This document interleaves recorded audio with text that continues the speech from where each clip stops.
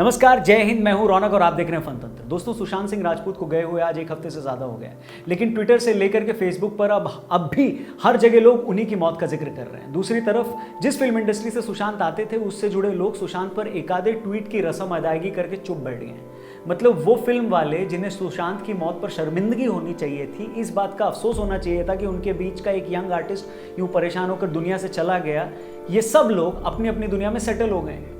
लेकिन वो आम आदमी जो सिर्फ एक दर्शक या एक फैन की हैसियत से सुशांत को जानता था, यानी हम और आप, वो अब भी संभल नहीं पा रहा है। मैं आपसे पूछता हूँ, भगवान न करे अगर आपका या मेरा कोई नजदीकी शख्स या कुलीग खुद को यूं खत्म कर ले, तो क्या उसके लिए रस्म अदायगी में सिर्फ रेस्ट इन पीस लिखकर अपन चुप हो जाएंगे क्या? बिल्कुल नहीं। ऐसे मौके पर इंसान ये थोड़ी देखता है कि मैंने एक पोस्ट लिख दिया तो दोबारा क्या लिखूं। आप तब तक खुद को एक्सप्रेस करते हैं, आप अपना दुख तब तक बांटते हैं जब तक कि वो दर्द आपको कचोटता रहता है। लेकिन सुशांत के केस में कुछ लोगों को छोड़कर बाकी सभी सेलिब्रिटीज रेस्ट इन पीस के अनुष्ठान में एकाध ट्वीट की आहुति देकर अपने अपने बिलों में छिप गए हैं। इसलिए सैफ ने सुशांत की मौत पर अफसोस करने वालों को पाखंडी कहा था, और शायद ठीक भी कहा था, क्योंकि इंडस्ट्री के जितने लोगों ने उनके जाने पर आंसू बहाए थे, अगर उनका 10% भी सच में दुखी होते या उसका 5% लोग भी जीते जी सुशांत का साथ दिया होता, तो क्या कभी वो खुद को अकेला समझता? बिल्कुल नहीं। इसका मतलब ज्यादातर लोग जो भी आज उनके जाने पर आंसू बहा रहे हैं, ये सब लोक लाज में रेस्ट इन पीस की रसीद कटवा रहे हैं। बस सुशांत के जाने पर गम से ज्यादा इन लोगों को इस बात का गुस्सा है कि लोग नेपोटिज्म का नाम लेकर कुछ एक्टर्स को टारगेट क्यों कर रहे हैं। इन्हें इस बात पर खुंदक मच रही है कि कुछ प्रोड्यूसर्स और एक्टर्स पर यह इल्जाम क्यों लगाया जा रहा है कि वो बॉलीवुड में कोई गैंग चला रहे हैं। बॉस, अगर ऐसा लोग कह रहे हैं तो उसके पीछे कुछ तो रीजन होगा, वरना ऐसा कैसे हो सकता है कि 6-7 साल के करियर में 9 में से 6 हिट फिल्म देने वाला एक्टर इस बात से परेशान हो जाए कि इंडस्ट्री उसे एक्सेप्ट नहीं कर रही है, बड़े प्रोड्यूसर्स उसे फिल्मों में नहीं ले रहे हैं। इसका मतलब कहीं तो लोग उसके साथ कुछ तो खेल कर रहे थे, वरना ऐसा कैसे हो सकता है कि इंडस्ट्री से जुड़े एक्टर्स को फ्लॉप फिल्में देने के बावजूद भी नेपोटिज्म की बदौलत एक के बाद एक फिल्में मिलती चली जाती हैं, और सुशांत जैसों को काय पोचे, MS धोनी, छिछोरे, पीके और शुद्ध देसी रोमांस जैसी फिल्में के बाद भी फिल्में नहीं मिलती। बहुत से लोग ये भी कह रहे हैं कि अगर नेपोटिज्म होता तो इसी इंडस्ट्री में कंगना और आयुष्मान जैसे लोग कैसे सर्वाइव कर जाते। बिल्कुल सही कहा आपने। लेकिन इन्हीं कंगना और आयुष्मान ने भी तो बार बार कहा है कि उन्होंने इस इंडस्ट्री में नेपोटिज्म को झेला है। आयुष्मान ने तो बाकायदा अपनी किताब में भी इसका जिक्र किया।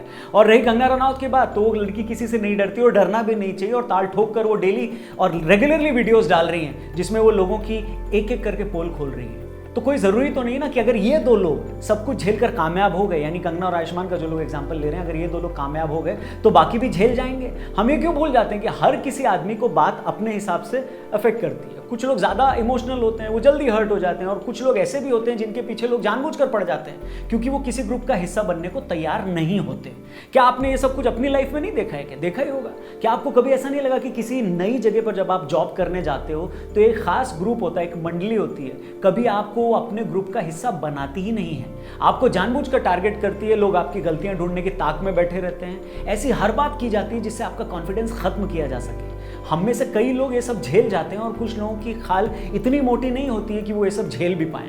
आप मानकर चलिए कि यही सब इस इंडस्ट्री में कुछ लोगों ने सुशांत के साथ भी किया होगा।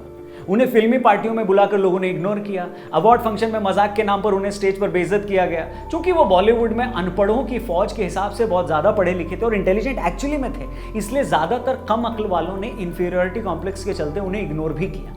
अच्छी फिल्में करने के बावजूद कोई अवार्ड नहीं दिया, मीडिया में बैठे हुए अपने चंपुओं से उनके खिलाफ गलत खबरें लिखवाई, ताकतवर एक्टर्स ने उन्हें अपने रसूख के दम पर फिल्मों से निकलवाया, टॉक शो में दूसरे एक्टर्स के जरिए उन्हें नीचा दिखाया गया। कुल मिलाकर एक पूरी लॉबी ने उन्हें इस तरह इमोशनली लिंच किया जहां एक पॉइंट पर आकर पूरी तरह वो टूट गया होगा। उन्हें लगा होगा कि ये सब और बर्दाश्त नहीं कर सकता मैं। जैसे भीड़ जब किसी आदमी पर हमला करती है तो हम किसी एक का नाम लेकर तो ये नहीं कह सकते ना कि उस आदमी ने हमला किया है, क्योंकि भीड़ का कोई चेहरा नहीं होता। उसी तरह सुशांत सिंह राजपूत की भी जो सिलसिलेवार इमोशनल लिंचिंग की गई है, उसके पीछे भी कोई चेहरा नहीं है, बल्कि बॉलीवुड से जुड़े कई ताकतवर लोगों की एक भीड़ शामिल थी। कम से कम अभी तक तो ऐसा ही लगता है। मैं नहीं जानता कि बॉलीवुड के मठाधीशों, नेपोटिज्म के पालनहारों के हाथों जान गंवाने वाले सुशांत सिंह कोई पहले एक्टर हैं या आखिरी, लेकिन इतना जरूर तय है कि बॉलीवुड में चंद लोगों की ये मठाधीशी खत्म होनी चाहिए। आखिर दुनिया में सबसे ज्यादा फिल्में बनाने वाली इंडस्ट्री को कुछ लोग अपने अब्बा की जागीर समझकर तो नहीं चला सकते ना। साथ ही एंड में मैं आपसे ये रिक्वेस्ट करना चाहूँगा कि ये सारी बातें यहीं पर रुकनी नहीं चाहिए। आप भी अपने आसपास देखिए, अपने ऑफिस में, फ्रेंड सर्कल में, अगर स्टूडेंट हैं तो स्कूल और कॉलेज में ये चेक करो कि जाने अनजाने किसी एक आदमी को ज़्यादा बुली तो नहीं किया जा रहा है, और अगर कोई ऐसा कर रहा है तो उसे रोको प्लीज़। अगर आपको लगता है कोई आदमी अकेला है, अलग थलग है, तो बजाय उसे अकड़ू या एरोगेंट मानकर उसे अपने हाल पर छोड़ देने के, आप प्लीज उसके पास जाओ, कम से कम एक बार तो उससे बात करो, क्या पता असलियत कुछ और निकले। क्योंकि इस दुनिया में भले ही 7 अरब से ज्यादा लोग क्यों ना हो, लेकिन जिंदगी में तसल्ली के लिए सिर्फ एक आदमी का साथ भी काफी होता है। तो कोशिश करो कि दूसरों के लिए हम वो एक आदमी बन सके। बाकी ऊपर वाले की लाठी बड़ी बेआवाज होती है, इसको याद रखना। जिन्होंने सुशांत को एक कदम उठाने पर मजबूर किया है, यकीन मानिए वक्त आने पर ऊपर वाला उनसे भी ये हिसाब ज़रूर करेगा। बाकी ये वीडियो अगर आपको पसंद आई हो तो शेयर करिएगा, अपना ख्याल रखिएगा। नमस्कार, जय हिंद।